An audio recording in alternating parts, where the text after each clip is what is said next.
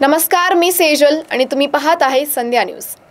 कात्रज चौकातील वाहतूक कोंडीवर तोडगा काढण्यासाठी महत्त्वाचा निर्णय घेण्यात आलाय। अखेर 28 वर्षांनंतर भूसंपादन प्रक्रिया पूर्ण झाली आहे। पुण्यातील कात्रज चौक हे दक्षिण प्रवेशद्वार असल्याने येथे नेहमीच प्रचंड वाहतूक कोंडी होते।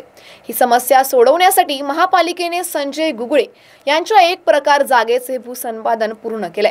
या संपादनासाठी 21,57,00,000 रुपयांचा मोबदला देण्यात आलाय। भूसंपादनासाठी आयुक्त डॉक्टर राजेंद्र भोसले, माजी आयुक्त विक्रम कुमार आणि अतिरिक्त आयुक्त पृथ्वीराज बी.पी. यांनी विशेष प्रयत्न केले। न्यायालयाच्या आदेशानुसार मोबदला दिल्यानंतर ही प्रक्रिया पूर्ण झाली आहे। महापालिकेने जागेचा ताबा घेतला असून लवकरच वाहतूक सुधारण्यासाठी आराखडा तयार करण्यात येणार आहे। पालिकेचे पथ विभाग प्रमुख अनिरुद्ध पावसकर यांनी स्पष्ट केलंय की कात्रज चौकातील वाहतूक कोंडी सोडवण्यासाठी लवकरच नवीन योजना अंमलात आणली जाणार आहे। कात्रज चौकातील वाहतूक कोंडी मिटेल का, हा मोठा प्रश्न आहे। पुढील अपडेटसाठी पाहत रहा संध्या न्यूज।